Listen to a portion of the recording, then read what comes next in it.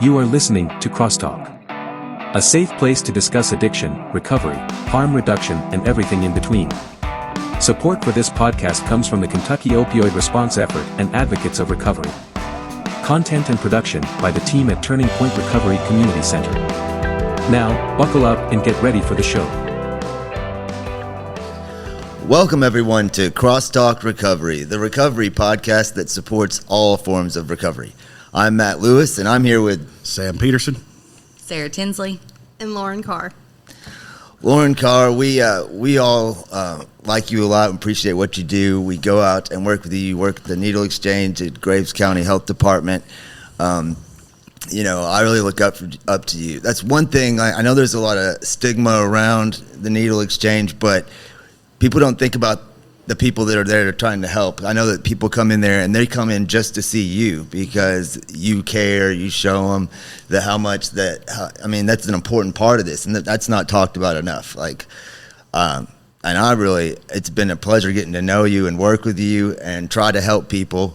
What got you involved in doing that? This is why I wanted the questions ahead of time so you don't make me cry on the podcast okay. or give It'll me a be bigger fun. head than I already have. But no, thank you. I've enjoyed the partnership with Turning Point and getting to know you guys as well. I started in substance abuse prevention about 7 years ago, and I got into that field because I grew up in a broken home filled with addiction and childhood trauma, and I watched my brother go down the same path, and I kind of didn't understand why. I kind of just had my head in the sand and thought, well, his problem was his problem and not mine. And he had frequent encounters with the law, in and out of jail, unable to hold a job, so forth and so on. And so I did everything wrong. When I say that I did everything wrong, I dodged his calls. I referred to my brother as an addict, and I just believed in the myths and misconceptions. And unfortunately, it wasn't until he passed away of a fentanyl overdose that I really opened my eyes and wanted to learn not only everything I could learn about addiction, but also to try to prevent it from another family going through what we did. Yeah. That's awesome. I mean, it's not awesome that happened, but that you can turn a negative into a positive in some way and be able to help others, and that you took it that way instead of going the opposite way with it, and causing you to, act actively or get down about things. Sam, you enjoy working with Lauren, going out there. You've had gotten some people in treatment out there. I love the exchange. That's how I absolutely love the I do exchange. too. Unfortunately, I don't get to go as much as I used to with my new position at Turning Point. I have to share with you too, and it's something that I don't really want to share all the time. Now we have to share too. I know. It's what happens. But what I love about the exchange is, being that I was an IV user myself, I know that when I was using, I was going to find a needle. Mm-hmm. I was. Period. Point blank simple. Whether it was used did not matter, not when I was in the active addiction. Yep. And giving people safe, clean stuff to use, because I've went through the Hep C treatment. I know what all that's like, and it could have, I'm one of the lucky ones, today, but if that had been in place when I was actively using, You could have avoided that altogether. and probably saved the taxpayers about $65,000 or $70,000 Right. because that's how much the Hep C treatment cost. And $84,000 Yeah. for just the medicine alone. yeah, Yeah. Wow. yeah. So, that's big money. Yeah. Yeah. And it's safer. It keeps them out of the street. Mm-hmm. It keeps them out of trash cans. Garbage men aren't getting poked picking up garbage. And on top of that, you also can get Narcan there. Yeah. And Yeah. Test that strips, is so others. important.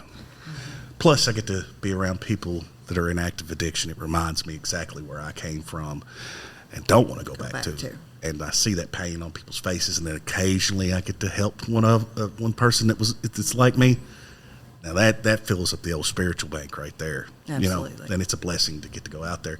And I love Lauren because, she is definitely a supporter of people in addiction and our struggles. Mm-hmm. She always wants to understand more about how we think. She'll pick my brain and stuff like that. And it's just been a really good relationship. And we definitely need more harm reduction. And there's more of it in Kentucky than there probably has ever been, but we still need more. Absolutely. We have a huge way to come. And I've said that I worked in substance use for the past 7 years, but I came in prevention. And so when harm reduction was approached to me, I was just like, I can't do that.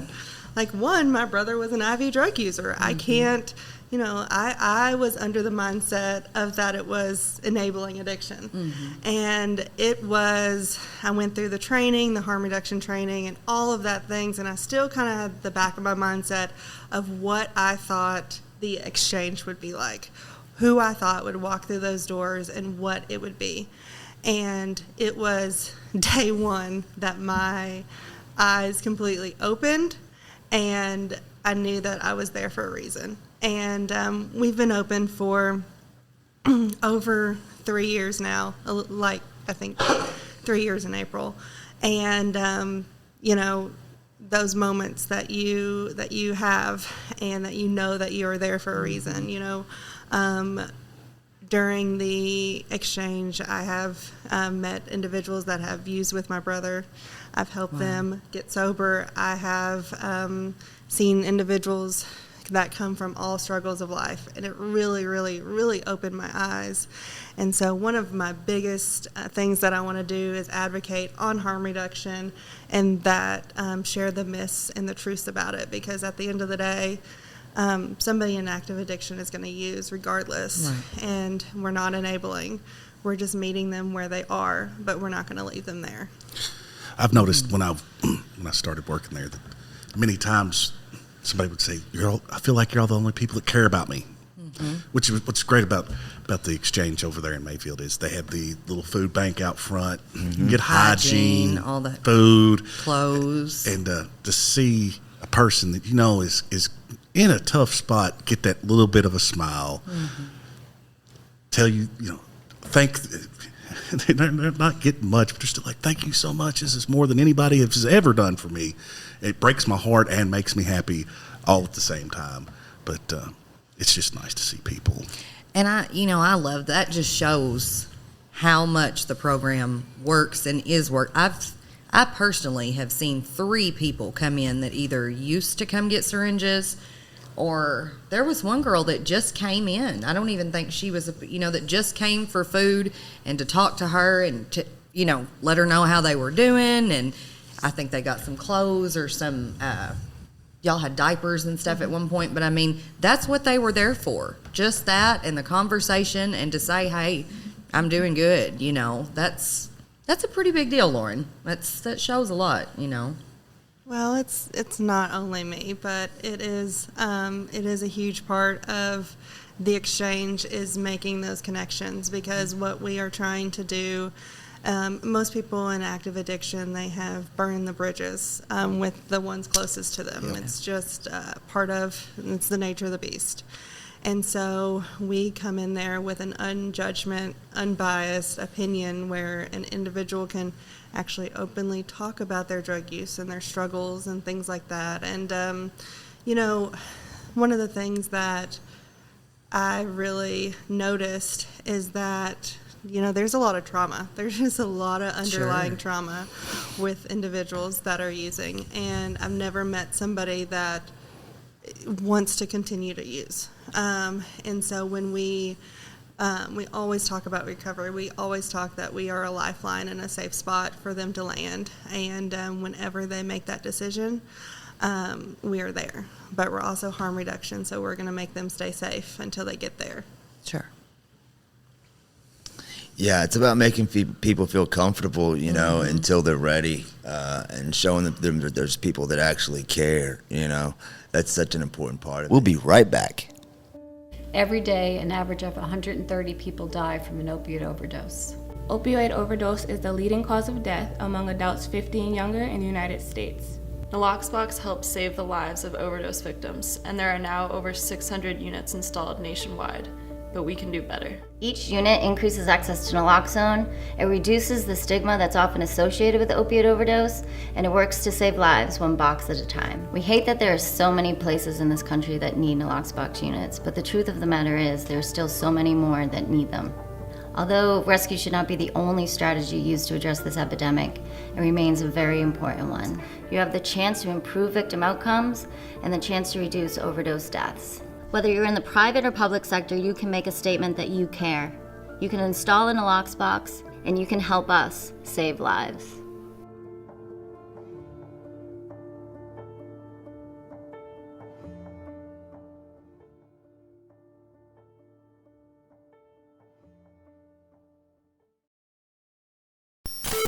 I know you guys also do testing for HIV and Hep C testing. So the goal of the exchange, it comes from a public health aspect. Absolutely.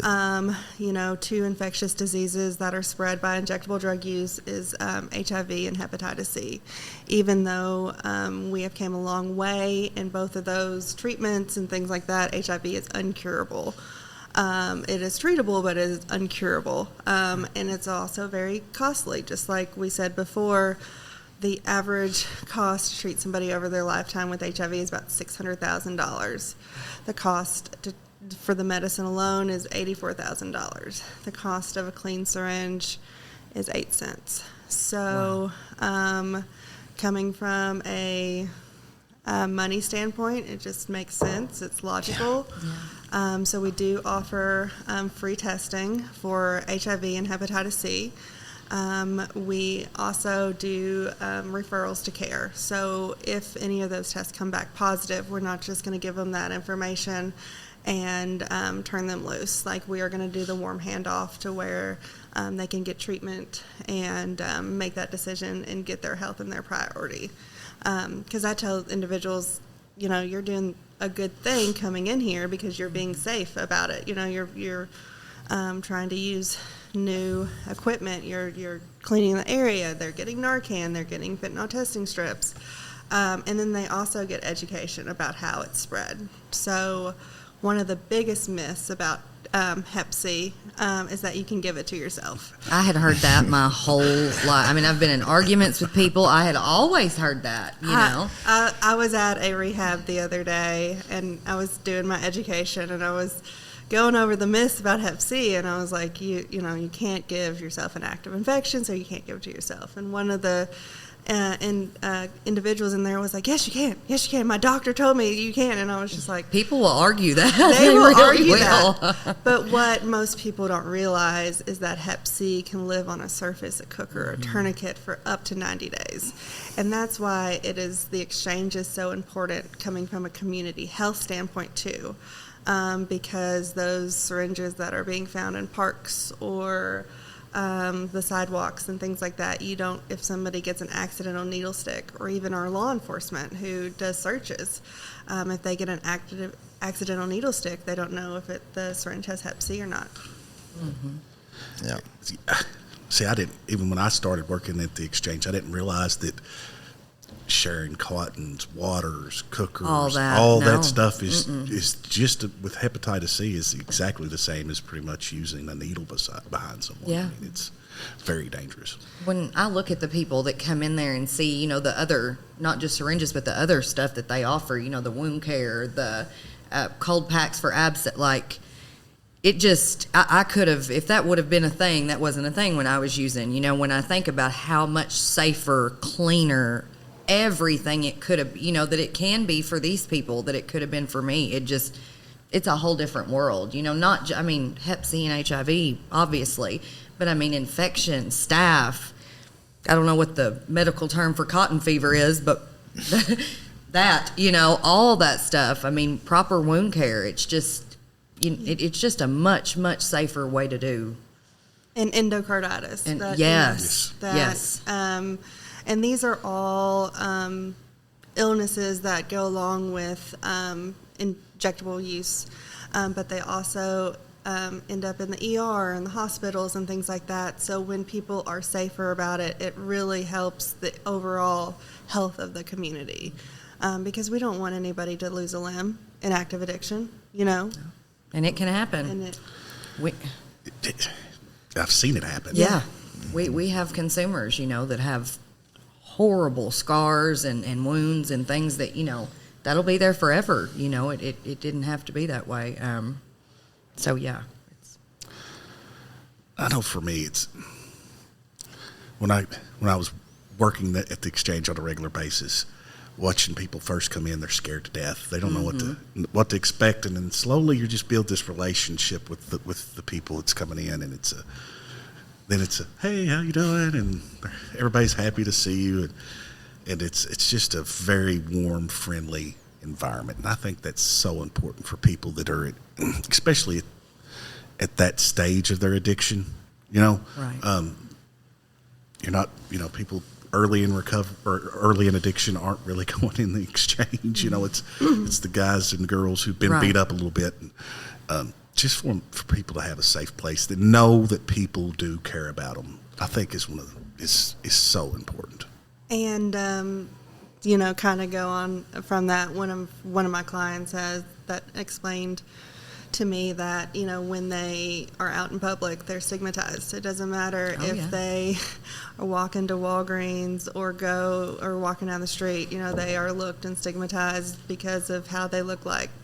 And they said that coming to the exchange, and they said that the friends of the individuals that they used with, they talked about that the only time that somebody would ask them how their day was or even smile at them prior to mask before COVID was at the exchange, like the one day a week. And so that was, you know, like, you know, you get the little feelings and stuff like that. And then I'm a storyteller. So,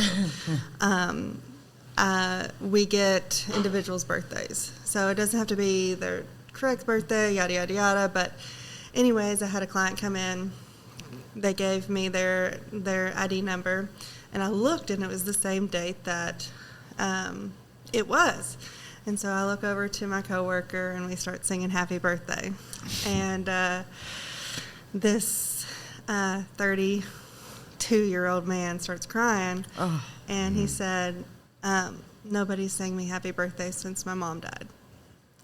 And I was just like, you know, so we don't know. Like, we're not here to judge. And I think that it's, you know, something that not only that we take in the exchange, but we can take it outside too.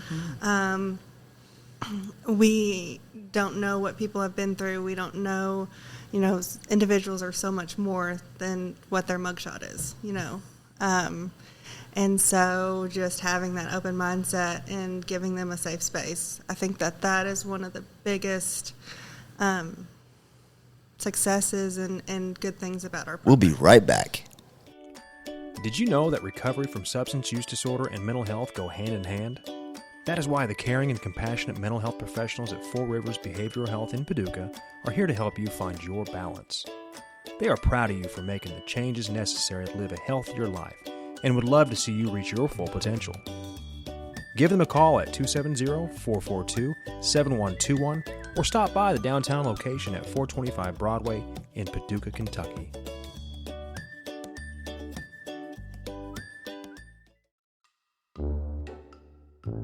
Hey y'all, did you know it's illegal to own just one guinea pig in Switzerland because they get lonely?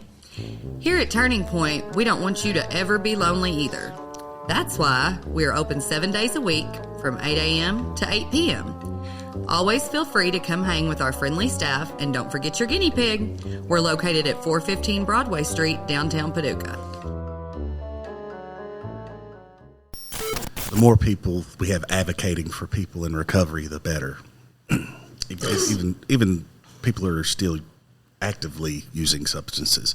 And Lauren gets to do that at her. You're also a city council member in Mayfield, is that correct? Yes. Yeah.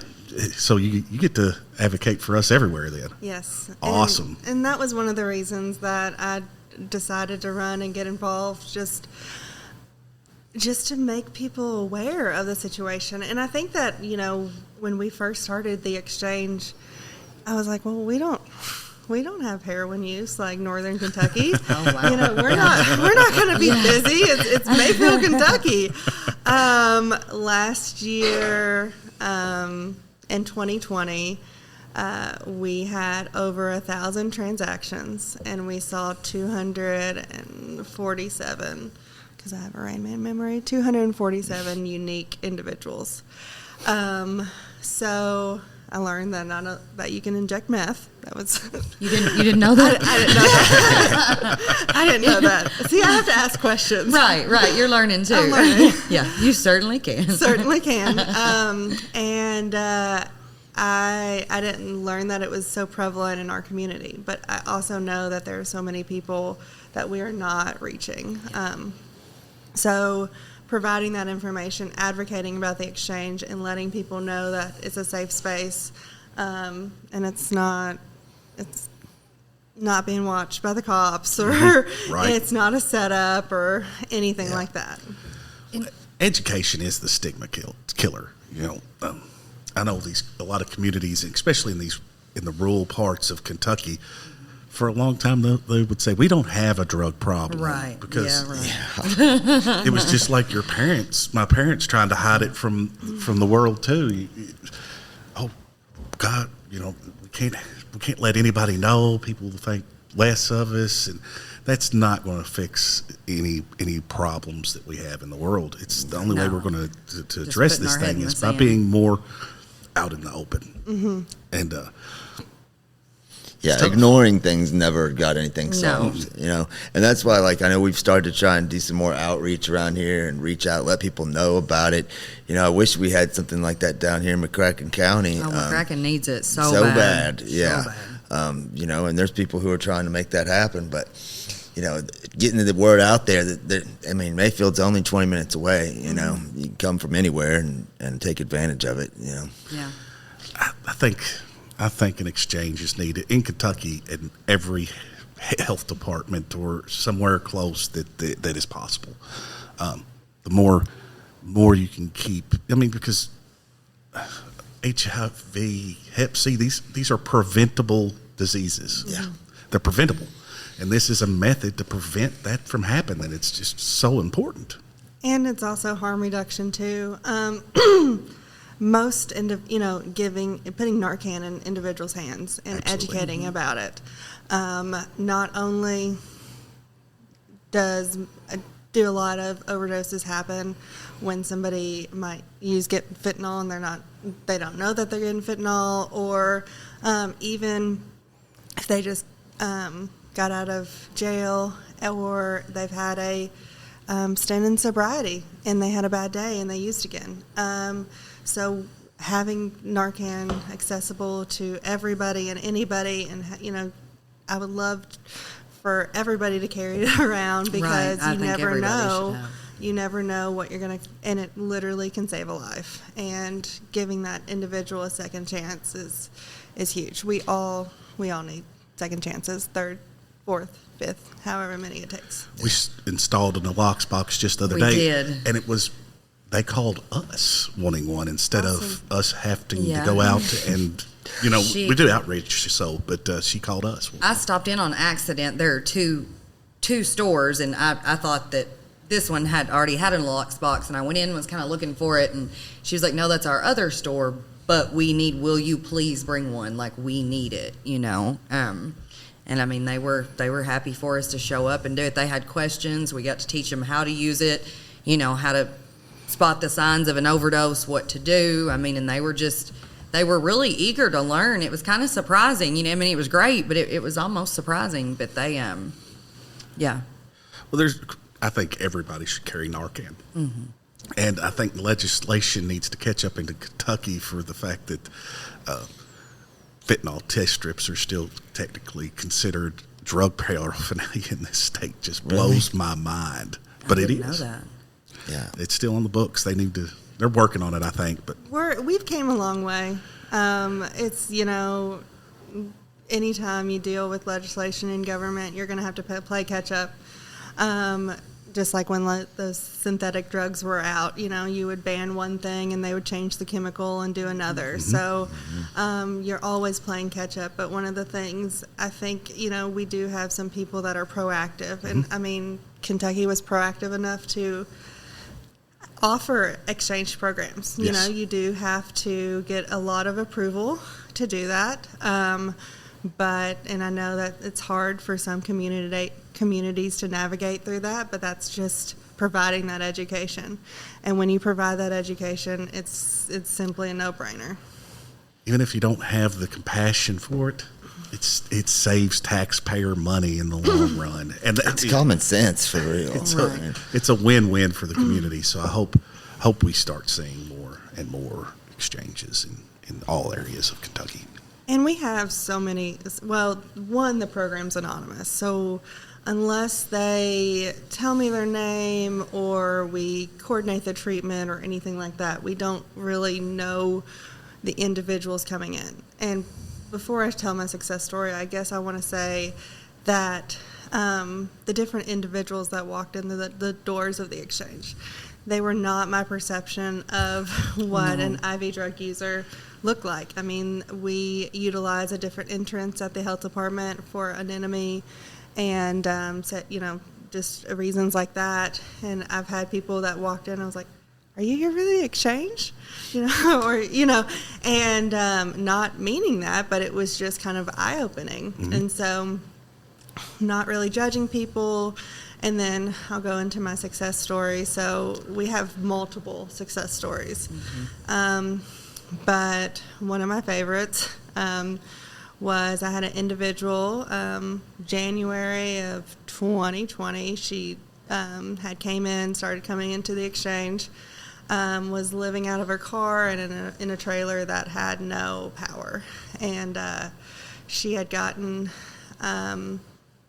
a spider bite, so that was her nickname, because you don't know individuals' names. And so I watched her over the next couple of months come in and out, frequent encounters in the law, different things. She had lost custody of her kids and didn't have a really good relationship with her family at that point.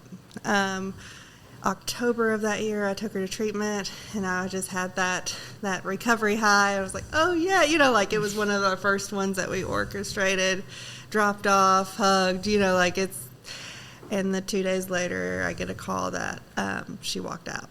And so she walked back into the exchange.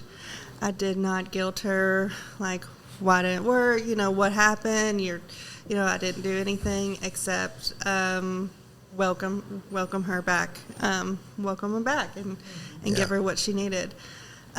She eventually went on to another treatment center, completed, and within the last year, so she's got about 15 or 16 months of sobriety. Awesome. But within this last year, she has gotten a car, she's gotten her own place, she's gotten custody of her kids back, and it really warmed my heart because I saw that she took her kids to the beach for one of the breaks, spring break, fall break, one of the two.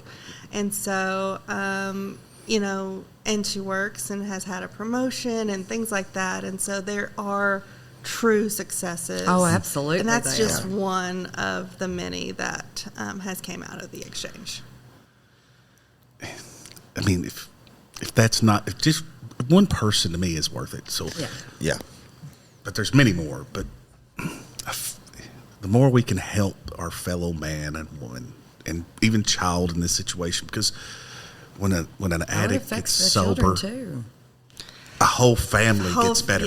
Yeah. A whole family gets better, and that's a beautiful thing. And she's been one of my biggest cheerleaders too, because she, has kept me informed with her recovery and things like that. And one of the things she mentioned, she said, "You don't know how many people you affected by just helping me." Like she has relationships with her parents and her siblings, and it's just, that brought a family back together.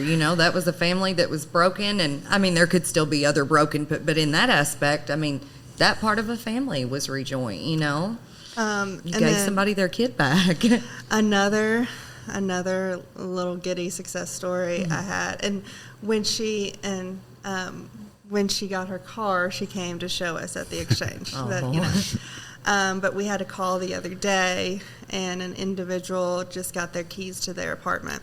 Nice. Wow. And they had been living in sober living. We orchestrated their treatment, and the first people that they called were the exchange, and talked to one of my coworkers and just said thank you. And she said you could tell that the apartment was empty, that he just got the keys, because you could hear the echo, but you could also hear the gratefulness in his voice. And just we're saving lives. Harm reduction. Harm reduction. Harm saves. reduction. Yeah, I know that. I definitely have to have one of those shirts, Lauren. New merch. I know that when you're out there, you feel so hopeless and like your life's over. You don't even care anymore. You don't think you can ever have that stuff back. And that's one of the things I love about what we do here and what y'all do. And like the three of us over here are success stories. Like just seeing every day that once you remove those drugs from your life and start to try just doing the next right thing, life does get better, and you start to get your things back. You start to put your life back together. It's not impossible. It's never too late to do it. Never too late. I think one of the important things, and one of the things that Kentucky does do well, and that is Narcan distribution. From what I've seen, at least I've not been out eastern Kentucky much, but I'm sure it's probably the same. But in Paducah alone, you can go to the health department here. You can come here to Turning Point. In Mayfield, I know that y'all do it there at the health department and then at the exchange. If you don't have Narcan, please go to somewhere and get some if you're using. And if you know, I think everybody should. Or just if everybody you know should some, have just it. get some in. Yeah. What if, a stranger could be overdosed? It could be at the park, anything, you know? We'll give you a box and a sticker here at Turning Yeah. Point that says, I carry Narcan, so everybody knows. I think this happened. Didn't you have a client that overdosed and was saved by Narcan that you had given? Not myself. I did not administer the Narcan. Okay. But I was thinking that. Through the exchange, when we give out the Narcan, we ask, was it used? Was it saved? And there has been many clients that the Narcan that we have given them has saved their life. Right. And one of the other things too is educating about the Good Samaritan law, letting them know that they can call 911, but a majority of the time they don't. And so instead of just dropping their friend off in front of the emergency room and driving off, which happens, unfortunately, you have that Narcan, so at least, and then we educate them of things to watch for and things like that in case they do not feel comfortable calling law enforcement or emergency services. Right. Yep, that is important to know. Another thing you do great around here is you've given us plants. We do, Lauren. We got all these fake plants, and you brought us some real ones. I almost took a picture of my 3 outside the other day and sent them to you, but then I was like, that might be weird. I don't know. But they are. Plants. It has gotten like my wandering dude has gotten so big and looks so good. I literally was like, I need to send her a picture. But yeah, our plants are thriving. Good. Yeah, we're killing it with the plants. No, we don't keep them down here in the lower level. No, they wouldn't make it long. I understand. But we appreciate all that you do. We Lauren, do. We love you, Lauren. And we love you. You are and, wonderful. We thank you, and we thank you for coming on the podcast and trying to get the information out there.